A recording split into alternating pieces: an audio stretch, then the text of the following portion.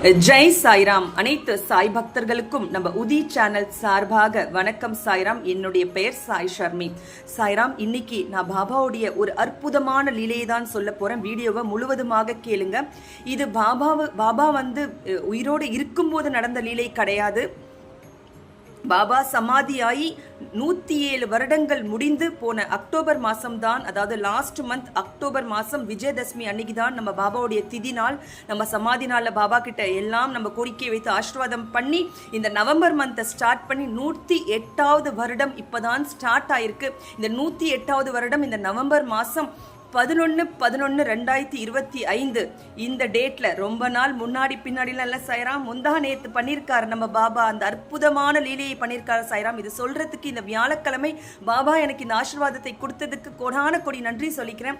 இந்த 11/11/2025 அந்த ஷிரடி மண்ணில் வைத்து அந்த துவாரகமாயில் 60 ஆண்டுகள் பாபா வாழ்ந்த அந்த இடத்துல வைத்து உத்தராகாண்டை சேர்ந்த ஒரு குடும்பத்துக்கு ஒரு அற்புதமான லீலையை பண்ணியிருக்காரு சாய்ராம். அது என்ன அப்படின்னா, ஷிரடிக்கு பாபாவை தரிசிப்பதற்காக அந்த குடும்பமே வந்திருக்கு சாய்ராம். அந்த துவாரகமாயில பாபாவை பார்த்து முடிச்சுட்டு ஈவினிங் டைம்ல தூப் ஆர்த்தி அப்படின்னு பாபாக்கு போடுவாங்க. 4 ஆர்த்தி ஒரு நாளைக்கு பாபாவுக்கு காட்டுவாங்க. காக்கட ஆர்த்தி, மத்தியான ஆர்த்தி, தூப் ஆர்த்தி, ஷேஜ் ஆர்த்தி. அந்த தூப் ஆர்த்தியில அந்த குடும்பம் வந்து ஆசையாக கலந்துக்கிறதுக்காக அந்த துவாரகமாயை நோக்கி போயிருக்காங்க. அந்த துவாரகமாயில அந்த குடும்பத்துல இருக்கிற எல்லோரும் உட்கார்ந்துருக்காங்க. அந்த அம்மாவுடைய பாட்டி, அவங்களுடைய ஹஸ்பண்ட், அவங்களுடைய பையன் எல்லாம் பக்கத்துல உட்கார்ந்துருக்காங்க.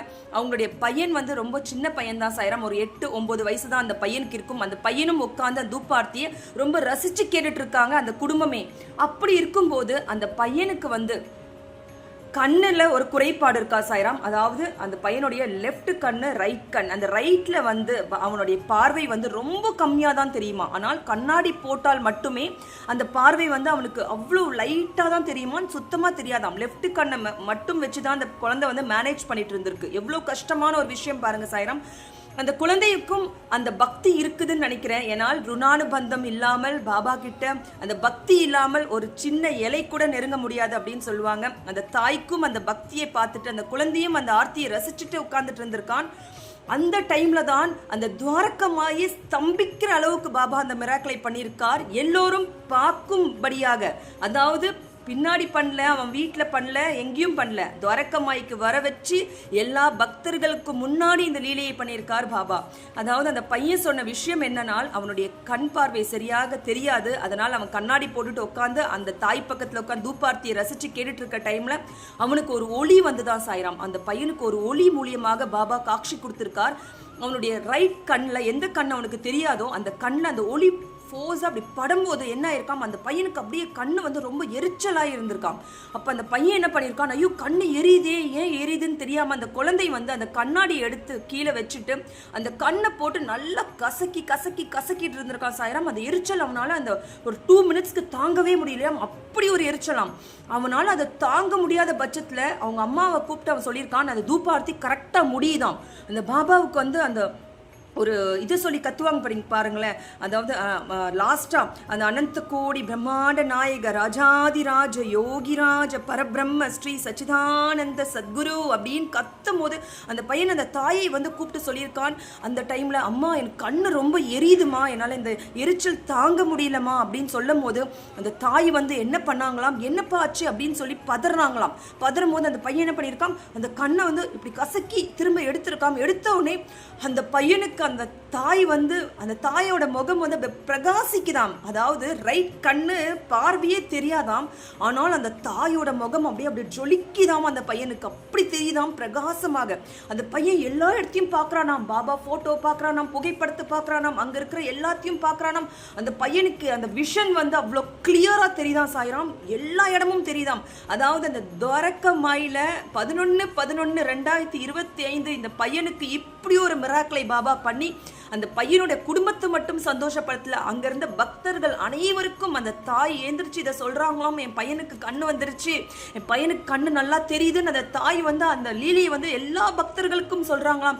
எல்லா பக்தரும் அப்படி ஸ்தம்பித்து போயிட்டாங்களாம். அந்த துவாரகமாயி அந்த டைம்ல அந்த மின் விளக்கால ஜொலிக்கல, அந்த பையனோட அந்த லீலையால அந்த துவாரகமாயி அப்படி ஜொலிச்சுதான் சாய்ராம் முந்தானேத்து. ஐயோ அதெல்லாம் நேர்ல போய் பார்க்க முடியலையே அப்படின்ற போது ரொம்ப வருத்தமா இருக்கு. ஆனால் நாங்க பார்த்த பக்தர்கள் அதை பகிரும்போது பாபா இன்னும் உயிரோடு இருக்கிய பாபா, இன்னும் இதெல்லாம் நீ பண்ணிட்டு இருக்கியா பாபா, எவ்வளோ ஒரு சந்தோஷமா இருக்கு. சாய் பக்தியாக அதை கேட்கும் போது, ஒவ்வொரு பக்தர்களுக்கும் இதை கேட்கும் போது இதே சந்தோஷம் தான் அனுபவிப்பீர்கள் அப்படின்னு நம்புறேன் சாய்ராம். அவ்வளோ ஒரு அற்புதமான லீலையை தான் பாபா அந்த குழந்தைக்கு பண்ணியிருக்கார். அப்போ அங்க இருக்கிற அந்த டிவி, டெலிவிஷன்ஸ், எல்லா வீடியோஸ் எல்லாமே வந்துருச்சாம். அங்கே எல்லாம் பத்திரிகையாளர்கள் எல்லாம் வந்து அந்த பையனை வந்து பேட்டி எடுத்திருக்காங்க. அந்த பையனுக்கு அங்கே ஷிரடி சம்ஸ்தான்லேருந்து அங்கே வந்து அவனுக்கு ஷால்வை போட்டு மரியாதை பண்ணியிருக்காங்க. பல பக்தர்கள் என்ன பண்ணாங்களாம், அந்த குழந்தைய வந்து பாபாவாகவே உணர்ந்து அந்த குழந்தையோட காலெல்லாம் விழுந்து கும்பிட்டுருக்காங்களாம் சாய்ராம். வீடியோஸ் வைரலாக பரவிட்டு இருக்கு. பல சாய் பக்தர்கள் பார்த்துருப்பீங்க அப்படின்னு நினைக்கிறேன். இன்னைக்கு நம்ம உதி சேனல்லையும் இதை அப்லோட் பண்ணுறேன், பாருங்க சாய்ராம். அவ்வளோ அற்புதமான லீலையை பாபா என்னைக்கு பண்ணிருக்கார் பாருங்க. அதுவும் அந்த டேட்டை பாருங்க சாய்ராம், 11/11/2025. அதாவது பாபாக்கு பிடித்த அந்த நம்பர்ல தான் பாபா அந்த லீலையை பண்ணியிருக்கார். இது நான் பார்த்து ஒரு வியந்த ஒரு விஷயம். எத்தனை பக்தர்கள் இதை உணர்ந்தீங்க அப்படின்னு தெரியல. 11 அப்படின்றது 1+1 2, இன்னொரு 11 அப்படின்றது 1+1 2, 2025 அப்படின்றது கூட்டினால் 9 வருது. இது மூணுமே பாபாக்கு பிடித்த ஒரு ஆப்டான நம்பர். பாபாக்கு மட்டும்தான் இந்த நம்பர் வந்து போய் சேரும் அப்படின்னு நான் நினைக்கிறேன். ஏன்னால் அந்த 2 அப்படின்றது பாபா சொல்ற விஷயம் என்னன்னா, இந்த 2 அப்படின்றது ஸ்ரத்தா சாபூரி, பொறுமை நம்பிக்கை. இன்னொரு 2 பார்த்தீங்கன்னா ஸ்ரத்தா சாபூரி, பொறுமை நம்பிக்கை. 9 பார்த்தீங்கன்னா நவவிதா பக்தி. ஒரு பக்தருக்குள்ளேயும் இருக்கிற அந்த நவவிதா பக்தியை பார்த்துட்டு பாபா அந்த ஆசீர்வாதத்தை கொடுத்து பாபா பண்ணுவார் அப்படின்னு நான் கேள்விப்பட்டிருக்க சாய்ராம். அந்த 9 அப்படின்ற நம்பர் பாபாக்கு ஒரு ஆப்டான நம்பர். அப்படி இருக்கும் போது அவருக்கு பிடித்த இந்த நம்பர்லயே இந்த அற்புதத்தை பாபா அந்த குழந்தைக்கு பண்ணியிருக்கார். ரொம்ப ஒரு அற்புதமான லீலை. பாபாக்கு கோடான கோடி நன்றி சொல்லிக்கலாம். அந்த தாயோட சார்பாக, அந்த குடும்பத்தோடைய சார்பாக எல்லோரும் பார்க்குற மாதிரி ஒரு அற்புதத்தை பண்ணி, இன்னும் நான் உங்க பாபா தாண்டா, உங்க கூட தாண்டா இருக்கேன், உங்களுக்கெல்லாம் நல்லது தாண்டா செய்வேன், என்னை தயவு செஞ்சு திட்டாதீங்கடா, கொஞ்சம் பொறுமையா இருங்கடா, கொஞ்சம் பொறுமையா இருங்கடா, கொஞ்சம் நம்பிக்கையா இருங்கடா அப்படின்னு நம்ம பாபா சொல்லிக்கிட்டே இருக்கார். அந்த செல்லமாக அவர் சொல்ற அந்த விஷயத்தை கேட்டு நம்மளும் பொறுமையை கடைப்பிடிப்போம் சாய்ராம். இது பாபா உயிரோடு இருந்த டைம்ல பாபா இதே மாதிரி ஒரு கண்ணுக்கான ஒரு விஷயத்தை பாபா பண்ணியிருக்கார். சச்சரித்திரம் அந்த புனிதமான நூலை எடுத்து பார்த்தீங்கன்னா 7th சாப்டர்ல 70 பேஜ் நம்பர்ல பாபாவுக்கு அழகான இந்த லைன்ஸை வந்து ஹேமத் பந்த் எழுதியிருப்பார். அதை நான் படிக்கிற கேளுங்க சாய்ராம். ஒரு வினோதமான விஷயத்தை இங்கு கூறலாம். ஒரு அடியவரது கண்கள் சிவந்தும் வீங்கியும் இருந்தது. ஷிரடியில் ஒரு வைத்தியரும் கிடைக்கவில்லை. மற்ற அடியவர்கள் அவரை பாபாவிடம் அழைத்து சென்றனர்.